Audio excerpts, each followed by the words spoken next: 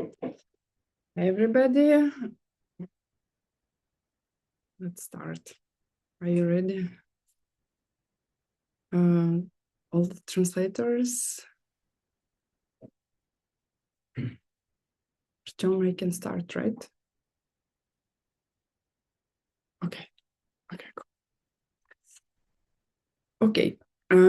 Today I will be alone because Bill is flying to Cancun today. He sent me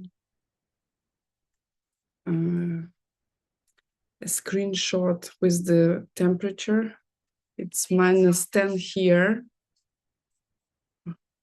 This is in Cancun. Probably I should get jealous. So he will be here tomorrow. We will be teaching together. So I have an honor to teach the second half of the root downfalls today, and tomorrow we will do the 4 chains and we'll go further. And let's start with motivation. Close your eyes. Sit up straight. And think about your life right now.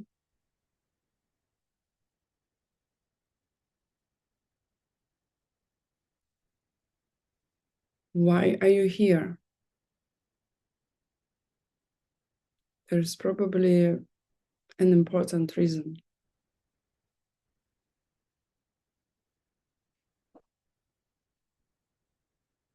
Why are you interested in studying Bodhisattva vows?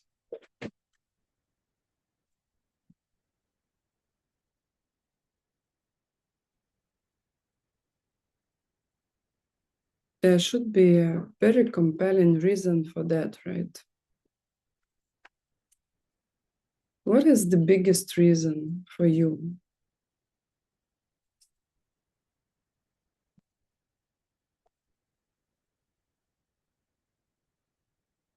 How do you explain to yourself why do you need to study Bodhisattva vows?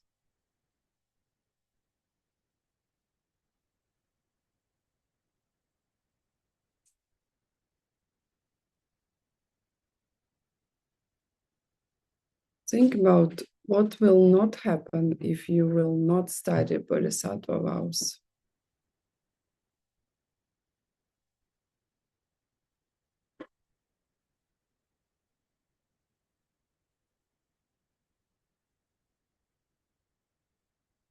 Meaning, what do you expect from the vows?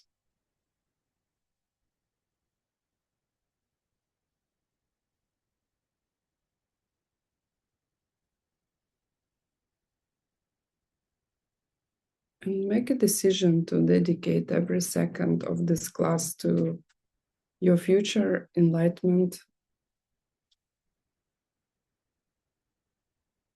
Imagine how it will look like when you will be able to change the picture that you see. How it will look like when everybody will be happy. Nobody suffers.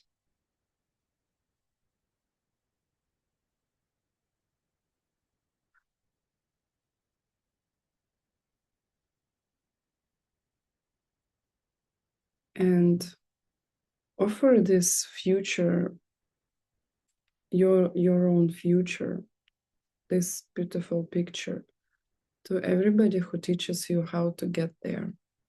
That's the pay for the class.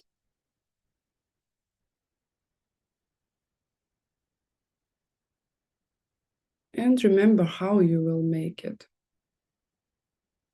By understanding how this world does not exist. It does not exist without your seeds. Meaning you have to plant good seeds to get to the picture that you have just imagined.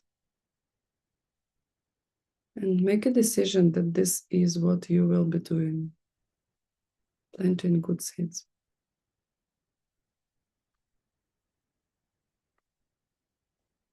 Go back to your breathing, open your eyes.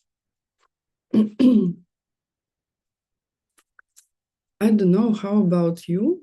I was never a person who was good in respecting rules. And I had no idea why I have to take some kinds of vows to begin with, because I was thinking, rules are boring. And I mean, I'm not a person who can be limited by rules, and it takes a lot of, to be honest, intelligence to understand why it's a good idea to follow some rules, right? And especially if you are not following them blindly, if you understand the deep meaning of them. And this is why we study Bodhisattva vows before taking them. So we have studied already first half, right? There are 18 overall Bodhisattva vows, and we studied 1 to 9. And just a quick reminder, there are 8 that can be destroyed only with 4 chains, and we will study them in details next time, tomorrow. Mainly it's you do not think you did something wrong, you do not have any regret, you are happy to do it again. Yeah, mainly those things. So it's difficult to really break Bodhisattva vows completely, the root downfalls. And one, wrong views, remember to say that karma does not exist, past and future lives do not exist, and hold it for a while, this idea. This one is enough without 4 chains. So today we also will have 8, and the last one will be without 4 chains. Let's go. Can we have the first slide? By the way, I have the audience here also for people in our little office. Okay, I can have the first slide with the list of vows. And we will go first through the list one by one. By the way, today we will finish the 18 root downfalls of the Bodhisattva vows, and I advise you to start following them even you don't have the wish for Bodhisattva vows, or you don't have the full set. If you have never done it, I advise you to start following and trying to watch your mind if you how close you come to break them, and you will see it's not that easy. So the root downfall number 10 is destroying towns as such. Dron and Dron is a word for settlements, cities, towns. Trok, sok, jam, jom. Sok is etc., like towns, etc. What does it mean? It means to really break it. I don't know, probably you have to launch a missile or something. Motivation is you want to destroy those places like cities or villages or whole countries because of the 3 poisons, right? Which is attachment, or nowadays we translate as ignorant liking, aversion, which nowadays we translate as ignorant disliking, and ignorance, because you do not understand how the reality functions. So you decide that somebody is an enemy, and you launch a missile or something, and you destroy. And it's, I mean, I wanted to say it's funny. No, it's not funny at all. McMichael was teaching this class for the first time in 1990, like 4 or something.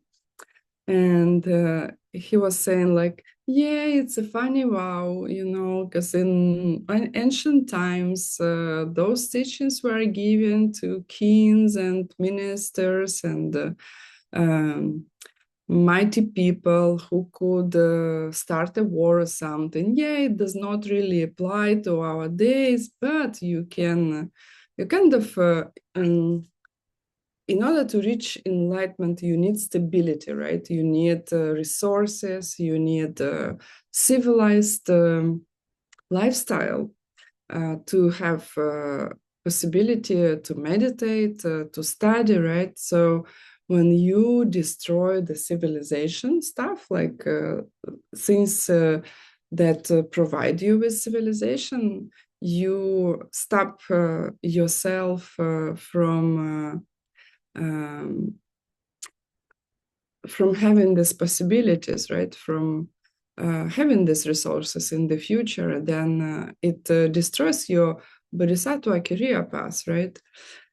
So maybe nobody of you is launching missiles. I mean, even though we have the wars nowadays and horrible things happen, but you can watch the concentration circles, right? What the concentration circles are. And by the way, we watch every single vow from this perspective. Not only what we really break, but we don't want even to come close to this, right? Let's take like monks' vows, right? One of the main monks' vows is not to have a sexual relationship with women. So how they will explain to you how you can never get even close to committing this root downfall in monks' vows, they will say you do not stay with a lady in the same room when nobody else is present, right? So if you don't do this, then you cannot come closer, then you cannot touch hands, then you cannot commit everything else. So same with this one. I can hurt civilization not only with the missiles, right? I can, I don't know, destroy some possessions of the city or a town or a village. Maybe I can leave garbage somewhere. I can break something like I have seen people breaking garbage cans, for example, in the city, right? Or stuff like that. So maybe I'm using a public library and this one I did at some point because I was thinking I really need one book. And nobody needs it, but I really need it. And it's okay if I will just leave it, in my possession. And then I had very difficult time when I realized that it's not a good thing to do. I had difficult time to return it to the library because I lived already in a different country. So this is kind of far circles, but if you watch for the far circles, you will never get to the root downfall. And the far concentration circle is also a bad thing, right? It will bring you bad results, but it will not be a root bodhisattva downfall.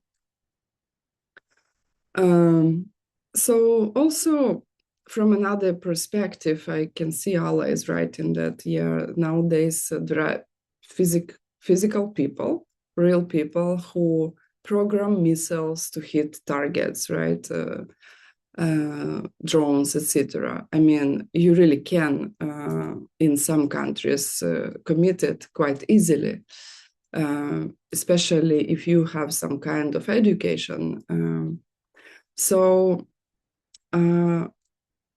even if you are not involved in this, think about the fact that those people are still coming of your seeds and try to stop yourself from destroying towns and such in smaller ways. 11. the root downfall of teaching emptiness to a person who is not yet mentally prepared. Majan Tonki 10. This one is probably related to every single one of you, because we teach teachers. Maybe if you even don't know, but you will be a teacher. This is the whole thing, because we have to pass the lineage on to you. There are two things that you can do with this one. First, somebody like classical, like how you can destroy in a classical way. First, there is a person you should not teach emptiness to. And this person has very specific qualities. They have not studied emptiness carefully yet. You make a description that scares them, and they give up their wish of bodhicitta. They give up their wish to get enlightened for every living being as a result of you teaching emptiness to them. So they're basically already on this Mahayana path, just they never had the correct teaching of emptiness. And they get scared, they give up on Mahayana path, and they think, oh, probably I should just go Lao way, I should just get to Nirvana myself. So they take up Hinayana as a result of you teaching emptiness. That's the classical description. In reality, you will probably not be dealing with people who studied Buddhism at all, or like having this bodhicitta, wish to get enlightened for the sake of every living being. And if they didn't, this is not the root downfall. That's a good thing. It's a bad deed, but it's not a root downfall. Because the main idea, they were hoping for enlightenment before, then you teach them emptiness in a way that they freak out, and they do not want to get enlightened for every living being anymore. There are lots of speculations on this one also, because people in some lineages, I know for sure, they somehow got to a conclusion. I'm not even sure they were taught this way, but they somehow had this idea that they should not teach emptiness at all, not to commit this one. And this is a stupid idea, because you have to teach, but you have to check if a person is ready. I mean, you see a person is intelligent, you make sure you teach emptiness as you were taught. I mean, 100% if you teach the pen, oh, okay, the pen goes into emptiness. You want to see? Up. So you teach the pen using all 18 points that McMichael is teaching how to teach the pen story. Artem, we have to send everybody the 18 points. I have the file somewhere, and I'm sure Ola also has it, or Katya. We will send, we will make sure you will get, everybody will get the list in your language. If you just follow the list, 99.9%, I'm sure you will not commit this downfall. Because it is very carefully made, and to be honest, there is nothing scary in the way McMichael is teaching the pen or two husbands in the kitchen.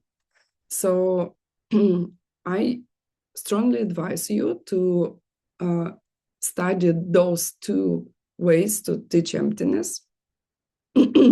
Sorry, I kind of feel better, but still a little bit hard to talk. So if you will just learn how to teach emptiness correctly with the pen story or the two husbands in the kitchen story, I would say you are ready, and don't teach it to people who do not want you to teach them, who did not ask you specifically to teach them, even indirectly. Like I remember once I taught the pen, a person was in a difficult situation with his job, and I told him, I have an alternative version of what's going on. Do you want to hear it? Right? So don't teach just because you can teach, right? Check carefully if people are ready and you think they will not get freaked out. They have intelligence and they are able to understand what you're saying. Another thing is when you teach emptiness, if you teach it correctly, you connect it right away to ethics. So because everything is empty, meaning does not have to be the way it is, right? It could be anything if my actions would be better, right? Or worse. It could be something else. Like this pen could be, I don't know, same size diamond. Even I know now they do not exist yet on this planet, this size. Okay. My husband is writing me that he is ready to fly back to Chicago. Okay, we'll send him a smiley and we'll get back to you.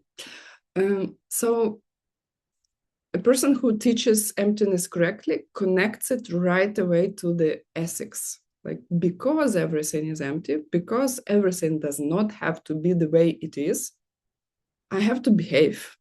I have to be ethical. I have to help other people. Then my reality is getting better and better. That was number 11. Now it's number 12. I guess we can go back to the previous slide. So the 12 is to turn someone back from total enlightenment. Oh, there's one more thing I wanted to tell you about not teaching emptiness correctly. There was, when I was studying how to become DCI teacher at SAM at the college, we asked McMichael to teach us, to give us an example how to teach emptiness in a way when people will freak out. And I claim you can teach emptiness in a way everybody will freak out. If people do not really understand, and they do not if it's just the first time, if they do not understand what emptiness really means, if they can make the conclusion that it means nothing exists, if they do not understand that in our mind, usually we think that the thing exists if it functions, then for us, mainly real means functioning things. If you will explain to a person that the reality that they see is their interpretation coming of shapes and colors, they can get scared because of the lack of training before. So it is possible to teach in a way that people will freak out. Okay, 12. Causing a person to turn back from total enlightenment. So basically, there is somebody who is following the Mahayana path. They practice the 6 perfections. Which ones? Perfection of giving, or nowadays Geshe-Michael likes to translate as sharing, ethics, patience, meaning not get angry when your time comes, joyful effort, meaning be happy about good things you are doing, concentration or meditation, and wisdom, right? So you tell a person who tries to practice those 6 perfections and follow Mahayana path, You tell them it's too hard, nobody can do it, there is a lesser path, probably it's for your level, maybe the lesser level is better, and actually they listen and they give up their Mahayana, their Bodhisattva path. So this is how somebody can commit the root downfall 12, to turn someone back from total enlightenment. And it is called Dzogchen Dok. Next, please. And you can imagine that you can come quite close here if you discourage people. You say, oh, maybe it's too hard for you. Maybe you shouldn't try that hard, right?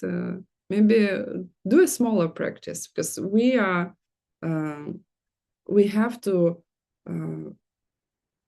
constantly go up in our practice level, in our capacities, like we plant seeds, and with the time we are able to do better things. Okay, next slide, please.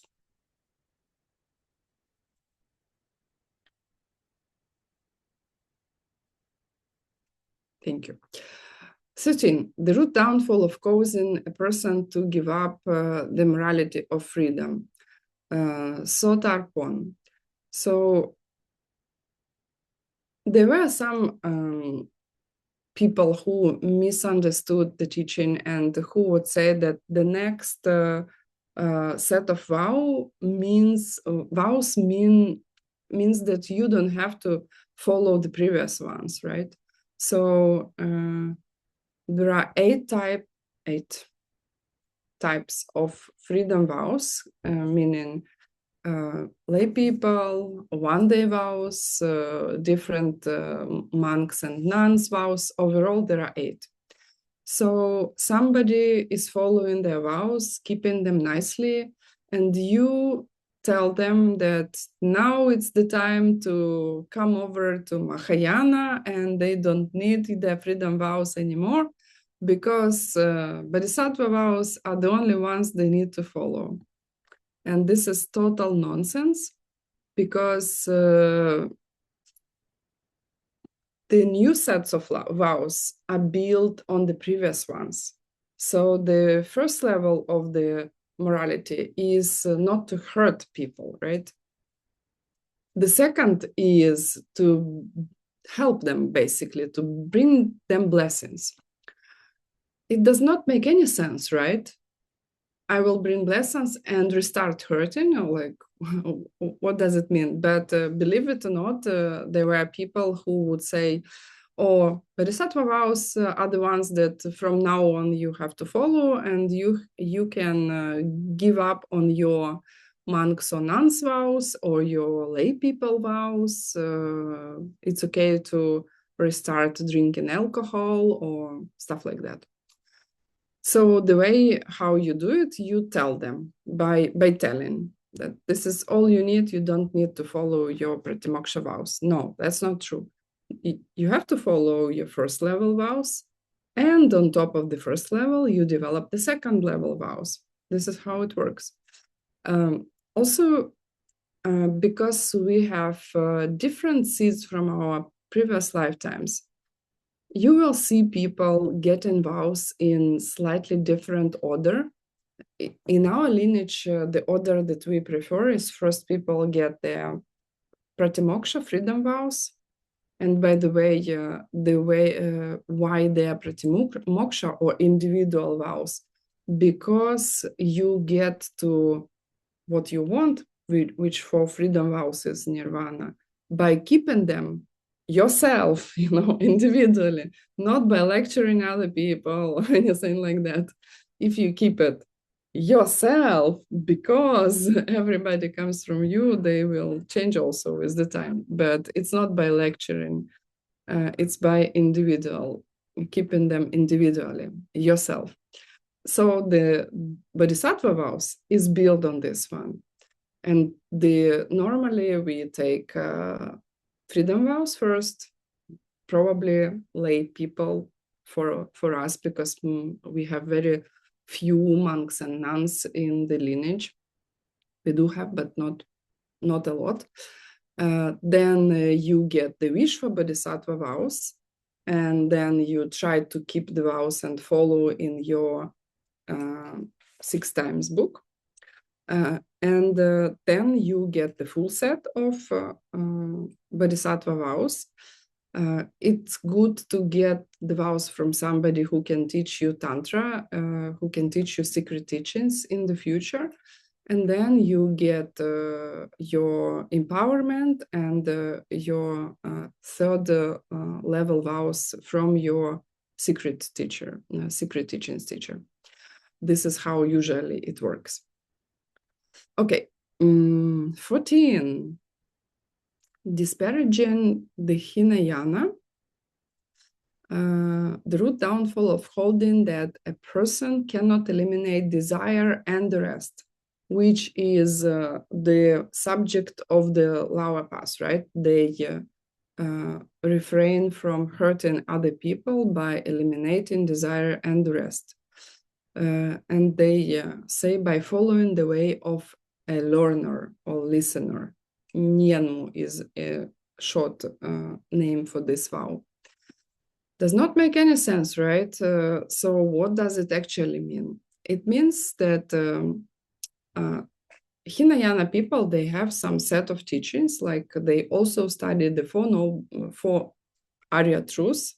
Noble truths is the incorrect translation for this, but you can find this translation.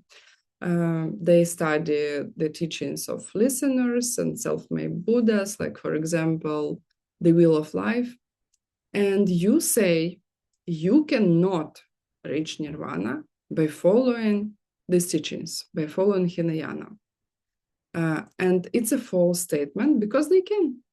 This is what they reach if they follow Hinayana, right? The vow is broken if somebody hears you and understands. That's it. Easy.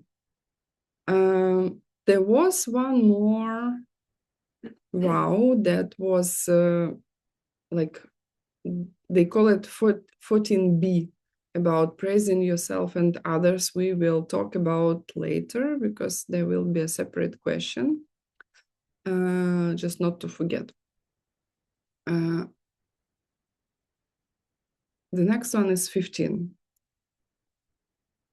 15, so to lie about the profound. Sap dzun ma, and sap is the word for profound, not actually sap, because in Tibetan there are high and lower tones, and this is the low, sab. Sap dzun ma. And dzun is to lie, and ma is not, right? Do not lie about profound. Profound is a word for emptiness, like profound worldview. This is what actually it means.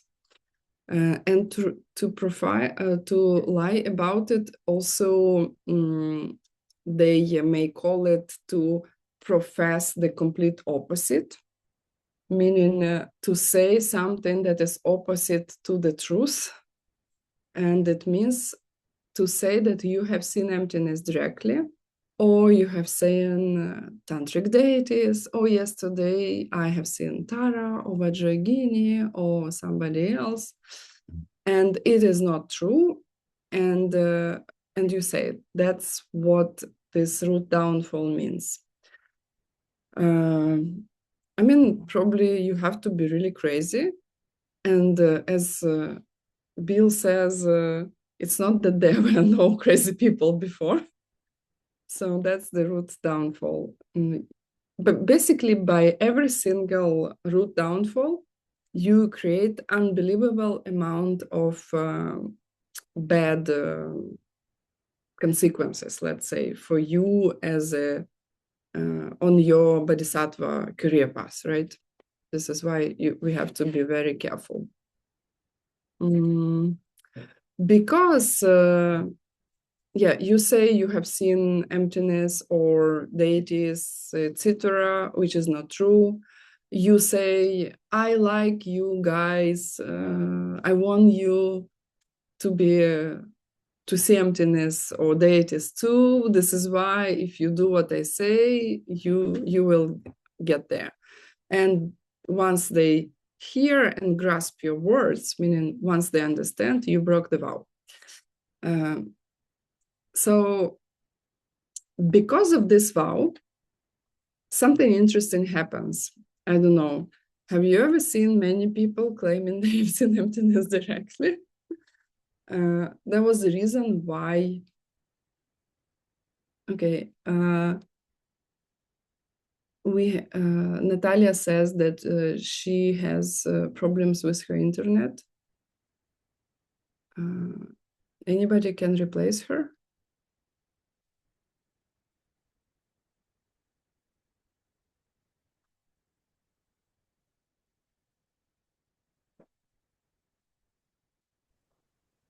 Інна, все добре, він є в мене вже. Чуєте мене? Okay, let's go on. So, because people, they are afraid of breaking these root downfalls, even they would have some kind of spiritual realizations, they probably will not tell you, not even to come close. And I think we talked about it. I mean, okay, they will not tell me. And actually, on one side, on another side, maybe they didn't see emptiness directly. Maybe I don't have seeds yet to see people who have seen emptiness directly around me, right? And we are kind of usually caught between those two. Did they see? Did they not see? Do they just want to keep their vows, or I just don't have seeds yet? The trick is, it actually doesn't matter because it is still coming from the seeds, and the moment when I will be close enough, I will hear about many people who have seen emptiness directly, right? So it doesn't really matter, but you definitely want to study with somebody who knows what they are talking about. So it makes sense to ask questions about emptiness and stuff like that. You have to really trust people you study with.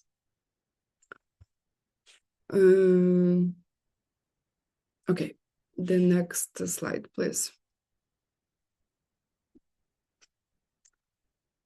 So the 16th root downfall is to accept property of the three jewels, something that belongs to three jewels, choksum korlen.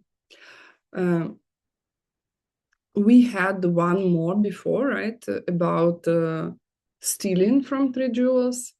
So accepting will also be a root downfall. So you cannot neither steal nor accept. It means somebody is how realistically it could happen. In the history of the humankind, there were countries who would invade and take something from the monasteries and then give it to somebody, or like government would take something from one monastery, statue or something, and would give to another one. So that could be an example of it. And when you receive this item stolen from the three jewels,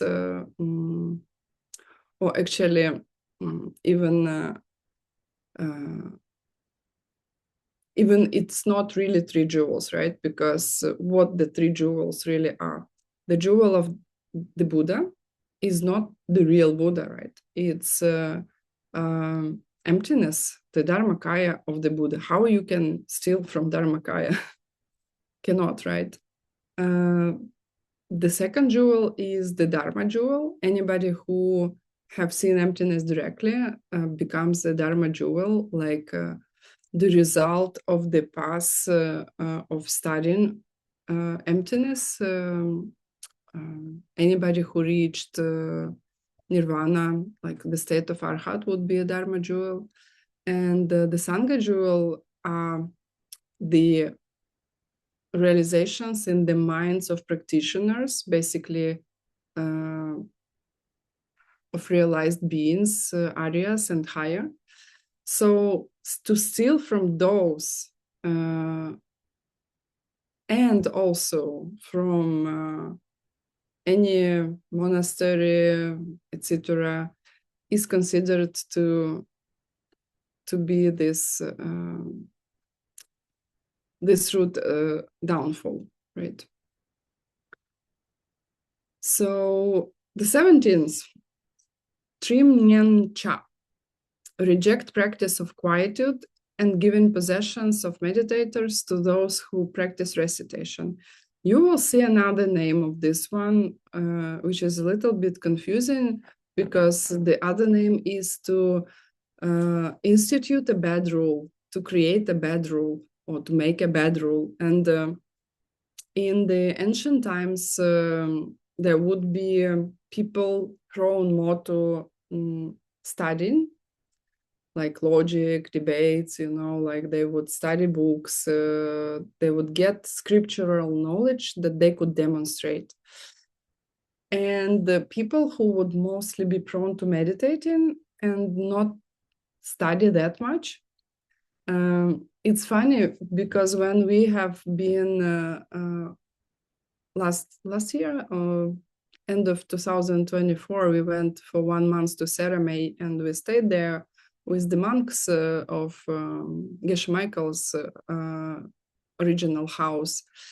So it's funny because you really see they still have this it's not that they divide them, but you can see, okay, this one is meditating but not studying much, and those ones, they future geshe, and I'm not sure how much they meditate. Probably they do, but imagine that somebody who would probably not be very advanced in their understanding of emptiness, become an abbot of a monastery or something, and they would say, oh, okay, those meditators, they don't do much, so it's okay to take possessions from them or their rooms because they are somewhere, I don't know, they went into a retreat, so we can give their possessions to other people. Or the opposite, right? You do not meditate, so now we will be taking care only of meditators and not people who study. And the motivation usually is you dislike one of those groups, and you break the vow when you take stuff from these people and give away to other ones. Can also be anger or hatred. Motivation can be you do not like them, you're angry, or you hate them. It is interesting because we have a very good example how you can really break this rule. And there were a lot of monks who broke it historically because of Master Shantideva. He is one of probably the most known Buddhist teachers. He wrote one of the best books, I think, in Buddhist literature, the way of the Bodhisattva way of life, Bodhicharya Avatara. And he was, we have translation? Okay. So he wrote the Bodhicharya Avatara, and the famous situation with him was that he was known as a person of three thoughts.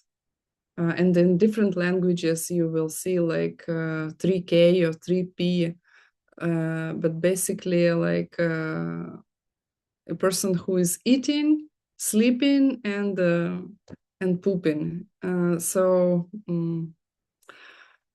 He was making his practices during nighttime, and then he would sleep through the whole day, all day long. And other monks got really upset with him, and they wanted to kick him out of the monastery. And they were trying to expose him, to make him look bad in front of the whole assembly of monks. So they made the suggestion, which of course he knew why they were doing it, because he was able to read their minds also. They suggested to teach them. They said, oh, why don't you teach us? And for them, he was totally stupid. We are talking about Master Shantideva. So they were thinking he's stupid, he does not study, he's just sleeping, eating, etc. And they said, okay, why don't you teach us? And he asked them, do you want me to teach something from the classics or something new? And they're like, yeah, okay, new. Teach us something new. And because they wanted to make fun of him, they built a very high throne, like a normal person could not really get on top of the throne. And when they sat down and he was supposed to climb there, and they were thinking they will laugh at him, like for the second they had like blurred vision, and then the next second they have seen him already sitting on top of the throne. And he gave them his beautiful teaching on Bodhicharya Avatara. In the middle of the teaching, they realized the big mistake they have made.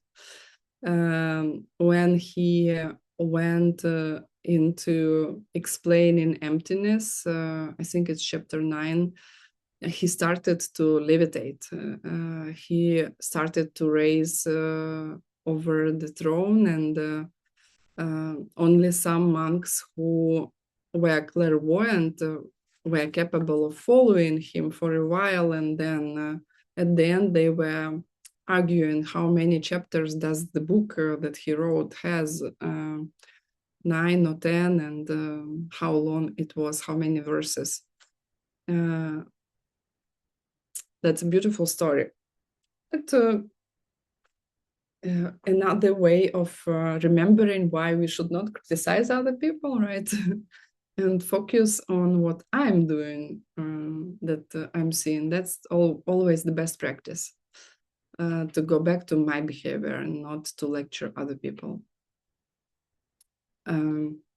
Okay, so the bad rule, not to establish the bad rule, is the 17th root downfall. And it's easy to make, if you will think, right? I mean, I have done 1 month retreat in November. I mean, there is nothing really left visible after you were working hard for 1 month, right? And there is nothing left after your practice. You make a fire offering and you go back to your life, and very easy to misjudge. Okay, 18. The root downfall of discarding the wish for enlightenment, Semton. That's a tricky one, because this one you don't need the 4 chains. Basically, what it means, you give up bodhicitta. You don't want to get bodhicitta anymore. You personally decide that you do not want to become an enlightened being to benefit others, and you give up by saying, I'm not going to help all living beings, and that's it. And the next second, you don't have your bodhisattva vows. You committed a root downfall. You are no longer a bodhisattva. You don't need the 4 chains for this one, and you don't need the 4 chains for the for 9 and for 18, right? For wrong views and to give up bodhicitta. Why is it so bad?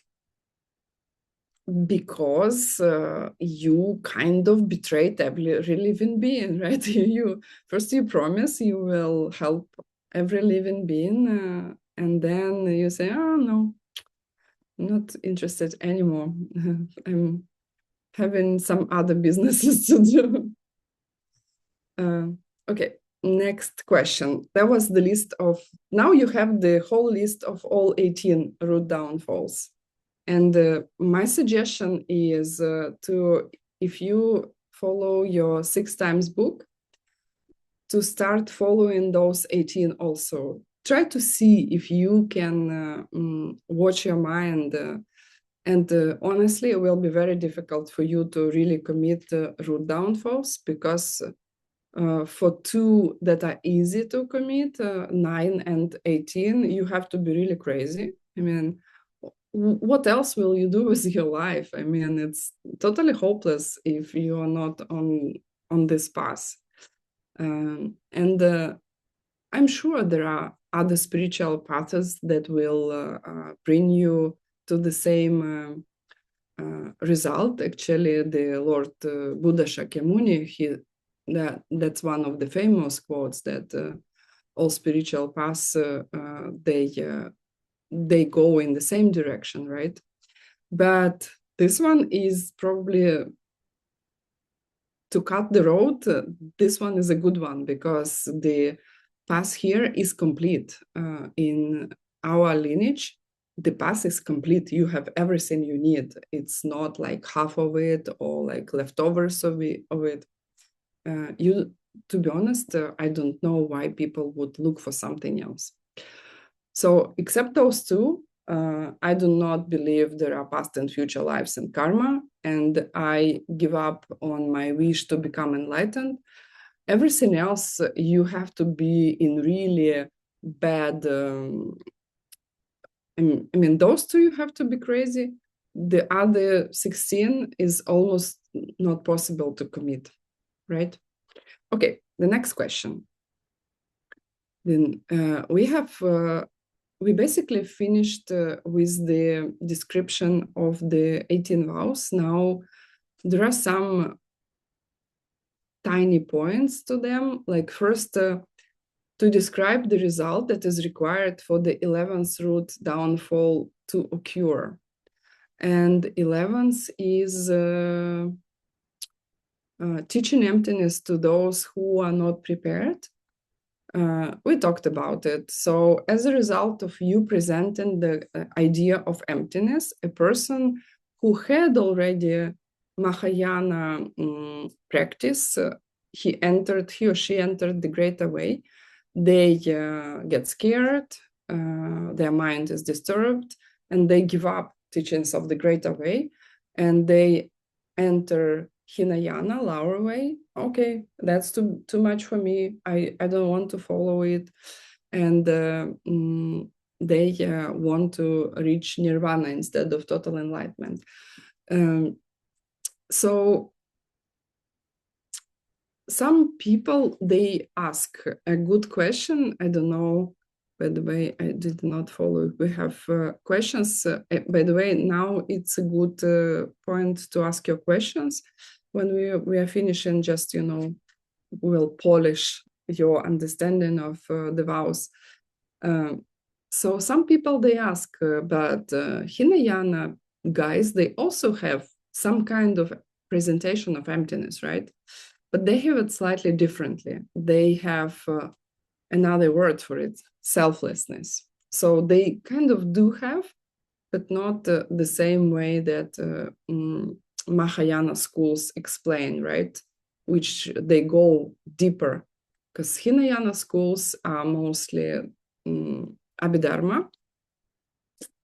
So in their presentation, everything is built out of atoms, right?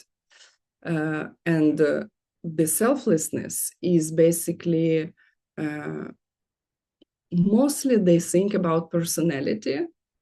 It's not completely true, and if you know what to look for, you will find bodhisattva stuff in Abhidharma. It is described there, just they kind of misunderstood it, right? And the School of Logic also is also considered to be lower ways, and the higher schools are mind only and the middle way. Okay, the next question. Describe how the 13th root downfall is committed.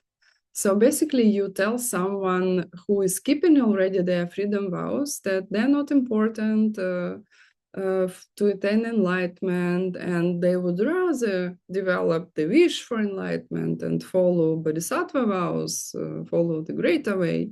And the vow is broken if they agree and give up on the morality of the freedom vows to follow the higher vows, which does not make sense at all. But the truth is that if people do not really understand these teachings, there can be a lot of funny ways that it can be taught. The reason why we studied, it happened. Okay, the next one. Describe the difference between the 14th root downfall and the 6th.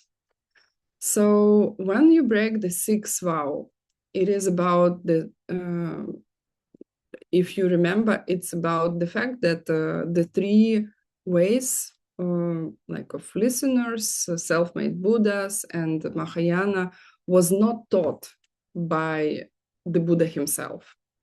The 14th root downfall is you attack possibilities of realizations of the lower way. You say, oh, okay, even though it was taught by the Buddha, but it does not lead to nirvana, which is just an inaccurate statement. It's not true. And by stating this way, you discount the whole lower way in this vow. I hope it makes sense. If it doesn't, please ask questions.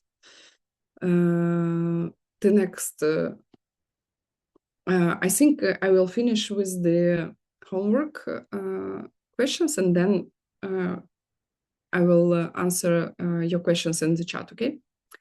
The next one is question number 5 about the missing vow.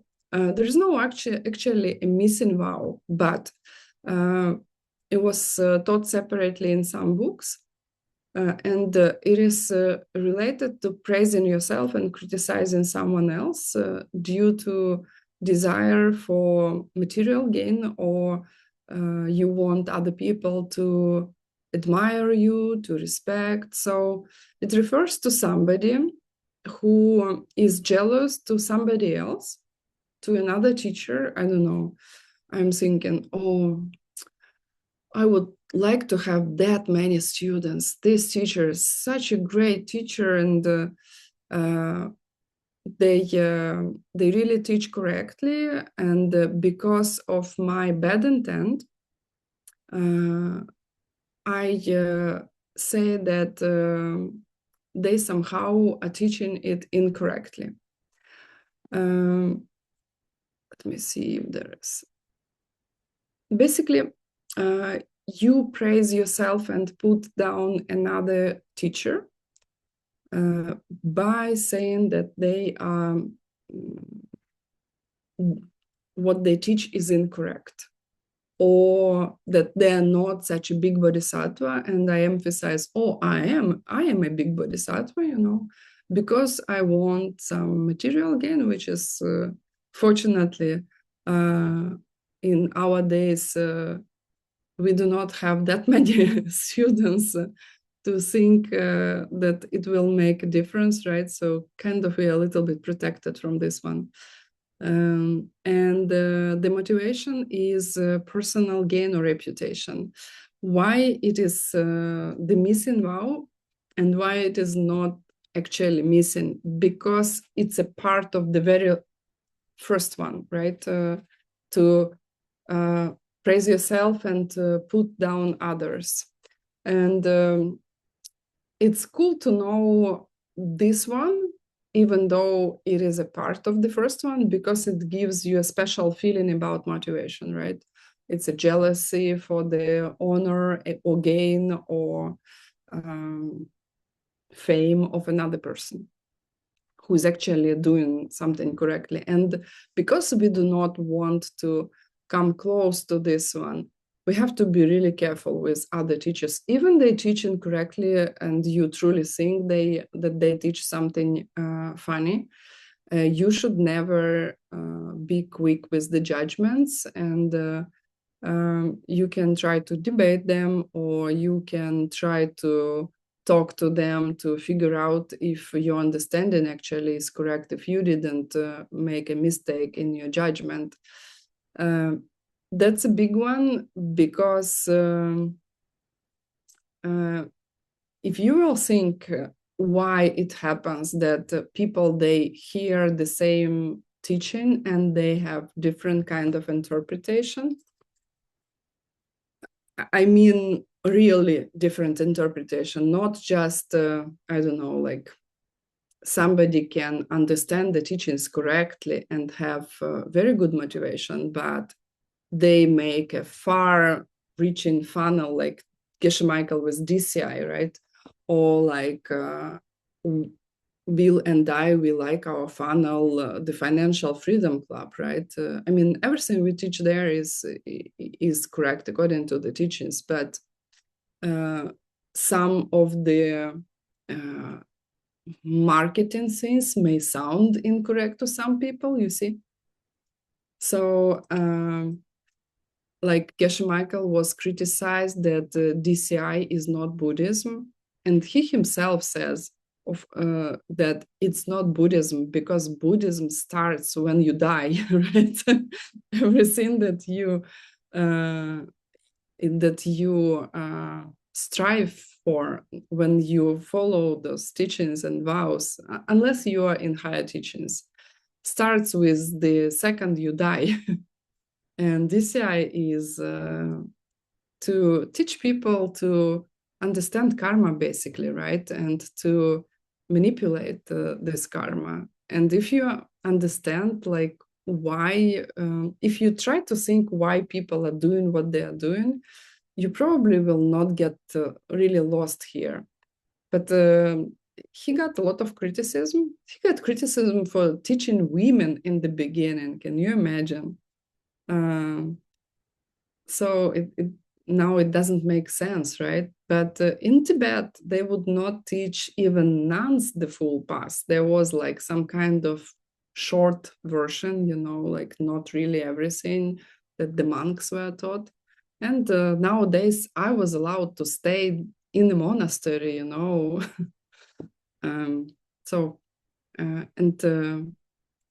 I think these changes are actually the good ones. So what I was going to say that because we are afraid of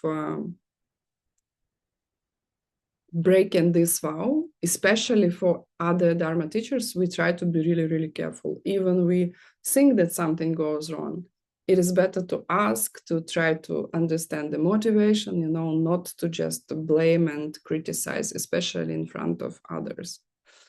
Lord Buddha Shakyamuni, you will study it, it's class 1 ACI 13, did himself this one. And in one of his previous lifetimes that happened long before he reached Buddhahood, he was a monk named Intellect, and he was criticizing another monk because this other monk started to teach lay people, kind of like McMichael. And the monk, the previous lifetime of Buddha Shakyamuni monk, called Intellect, he started to tell other monks that they have to expel him because he is not really following the teaching, etc. And he committed himself splitting the Sangha, more or less, and got into the lowest hell. But that's a different story. And this is why he's like, I'm begging you, do not criticize other people because it can turn really bad on you, which does not mean you don't have to debate with them if you see they're teaching emptiness incorrectly or something like that. Okay, the next question. That was about the missing vow. So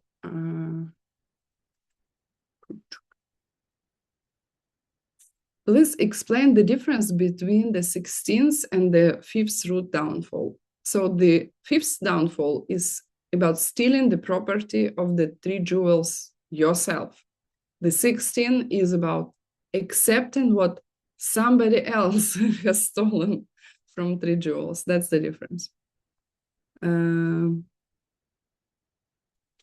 more questions left. Okay, we're doing great. This class is a little bit longer than previous ones.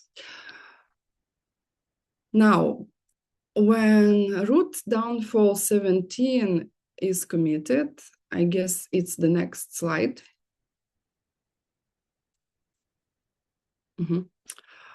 So 3 different parties or 3 different sides are involved.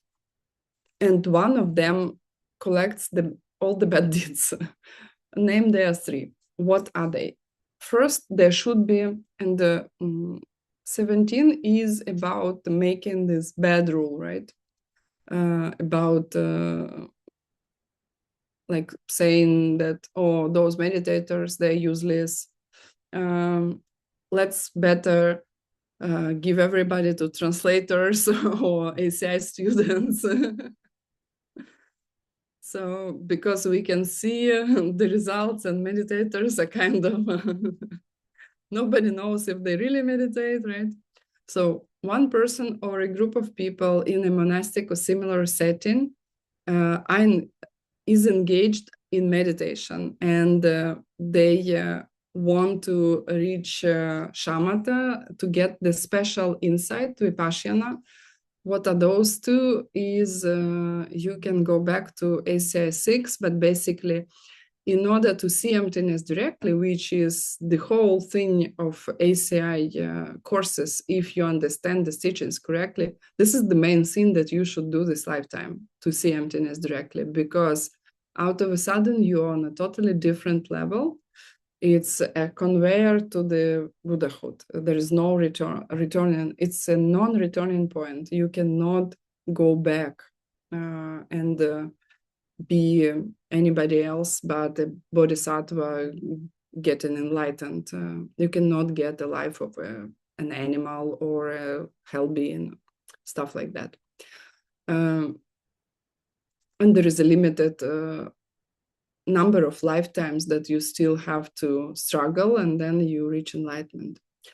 So in order to get this special insight, vipassana, incorrectly called vipassana, totally different stuff. There is a misunderstanding what you need to do to get enlightened. So vipassana is actually seeing emptiness directly. This is a special insight in the nature of reality. When you see with your, not with your eyes, right? You are meditating, you don't see anything. You perceive with your yogic vision that everything is empty.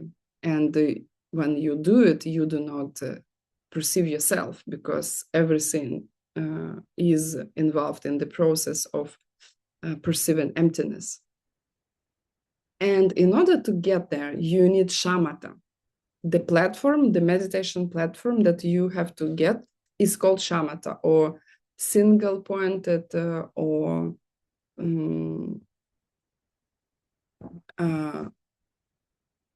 single-pointed meditation. So there is this group, people who try to reach shamatha and get this special insight. There is another group of people that are memorizing, reciting scriptures, translating texts, right? Translating ACI.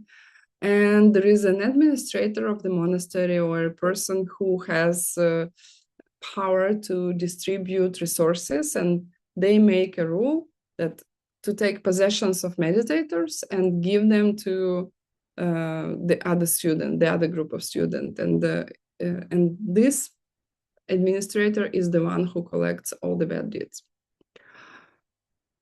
And the last question. So there is this 18th root downfall, and one before it. There was one before it. They are particularly serious and occur whether or not you have four mental afflictions called the chains. What is the other root downfall, and describe it briefly. That's the root downfall called lokta, and it means to hold wrong views. Two classic types are believe that there is no such a thing as karma, like you can do, it doesn't matter what you do, you can do whatever you want. The karma does not exist. And second is believe there is no such a thing as past and future lives. It does not mean you have doubts. It means that you are convinced and you openly and you share your beliefs with other people that there is no such a thing as good and bad karma and past or future lives. Now I will answer the questions if you have questions. And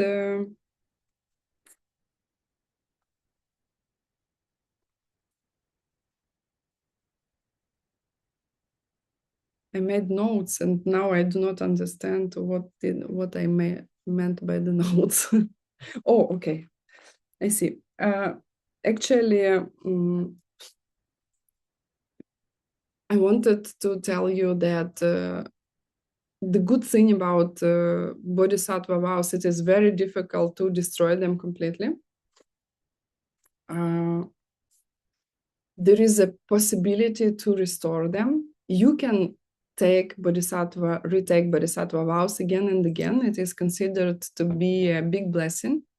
So me personally, I tried to attend every single ceremony where anybody would give bodhisattva vows, because I don't know, almost always cry during the ceremony because it's so beautiful. There is a ritual to restore the vows. I mean, you have to do the 4 steps, and also I strongly encourage you to find another person who will help you to keep those vows, because you need somebody to confess. So this is what I meant. In ancient times, people would, like Lord Atisha was famous for his behavior towards his thoughts, his thinking. He would have a Buddha statue everywhere he would go. And every time he would get a bad thought, he would go down from his horse, and he would make the purification ceremony for the bad thought that he had. People hated probably riding with him, because probably had to stop quite often. And also he's famous for taking with him to Tibet his student who was the most irritating for him. Lord Atisha was one of the first ones who brought Buddhism in Tibet. He was asked at multiple occasions by different groups of Tibetans, and he would refuse, because he knew he will have 10 years less of his lifetime if he goes. And at the end of the day, he accepted. He said, yeah, okay, let's go. And he took only one student, the most irritated, because he was measuring his progress with his mental afflictions with the student. So his approach is, he is a part of our lineage. He was the one who brought together the two parts of the Mahayana teaching, the emptiness, the profound view, and the bodhisattva behavior, right? So he kind of, he's fun to follow, right? Okay, if you have questions, please write right now, any language I can understand.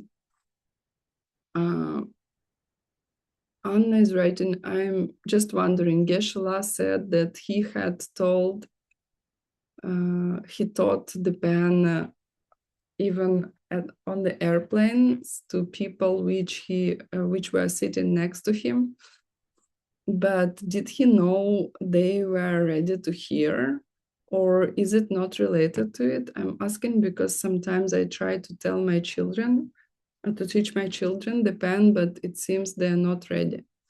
Yeah, don't push your family. To be honest, that was my, every time I see people, how to say, making violence with this teaching on their family, I am thinking, okay, guilty. That was I was doing, something I was doing. And the more you understand these teachings, to be honest, the less you try to push them. And I don't think I talk much, like not that much at the very least. Very difficult to stop to teaching my son, to be completely honest. But I almost do not talk about this stuff to my father. And I have a great, great, great fortune to have my husband who is only interested in talking about this stuff.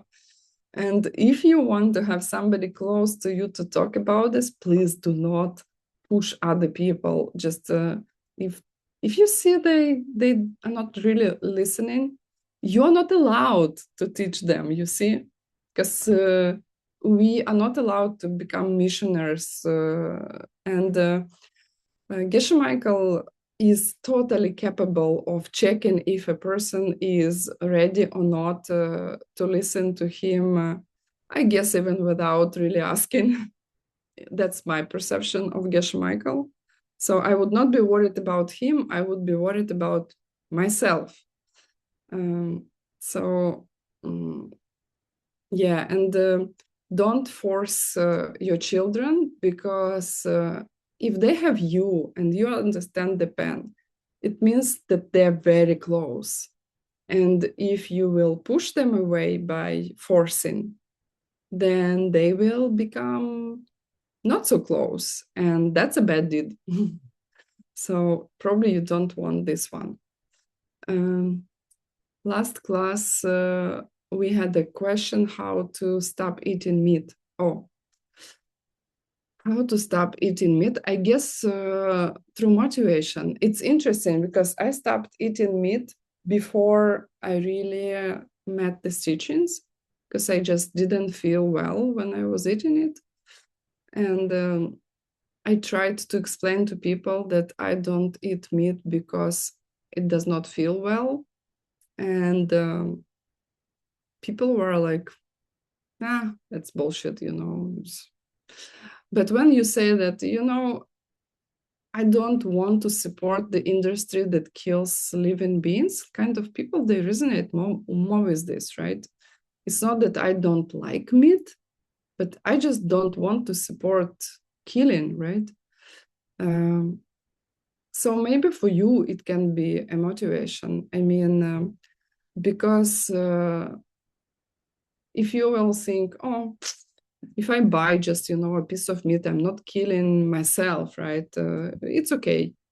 But if you will go deeper on a deeper level, on the level of seeds, when I buy something that is a result of somebody else killing, I support on the seeds level, I support this whole industry. So for me, logic is helps always better. And if you are a person who needs to see why it's so bad, maybe Google or find on YouTube some videos from the butcheries, how they kill those animals. Just see it once and see if you will be able to eat meat after that. It's horrible. It's McMichael was he's sharing quite often when he has done one of his first lerons, 1 month retreat. He had cows nearby, and the cow was she had a baby that followed her everywhere, was like running and jumping and behaving as a child basically. And cows are smart. They're like basically dogs, just happened to have meat that everybody wants. And then the next time he has seen the cow with a baby, he had the label like that he is male, like baby, they are getting killed, right, for the meat. And then the cow came back alone, and she was he felt like the sadness in a cow, like he could tell that she feels that she lost her baby. And I think humans, they do not realize how much it hurts, right? They do not see animals as their equals. And Buddhism is amazing because when you understand that an animal is just another form a human can get, like the next second after they die, right? Then it's probably easier to stop eating meat. Okay, one more story and we are done. For the meat. It's very famous. I do not recall which sutra has it, but it is described somewhere in the sutras, I guess. The Buddha Shakyamuni had two biggest followers. One of them was Shariputra, and another one was Mount Galyayana, very famous for being able to travel in different worlds. Like they would look like just poor monks. They would beg for food because this is what monks were supposed to do in ancient India. Like the Buddha himself, he would wake up, would clean his mouth and go back in the city for food. Not because of himself, because he didn't need any food, but because he wanted people to plant seeds with him, right? So, and one of them, the Mount Galyayana, he went to ask for food, and he was refused in a violent way, and he started to laugh. And they was like, "Why are you laughing?" He said, "Because the samsara is horrible. Like the person who refused a young man, he is cutting the fish, who's his father, because he was a fisher, and he was fishing in the lake near the house. So he was so attached to fishing and he killed so many fishes that he became one, and now he's cutting the fish, and this is his father." And the dog that and his wife is breastfeeding his child, who is his ex-enemy, who actually had sex with his wife before, and because he was attached to her, he became her child. And she is beating the dog with her foot, and this is her mother. who also was attached to the house, and she became a dog in the same house. And he said, like, samsara is totally hopeless. It's horrible. So that's it. That's the story.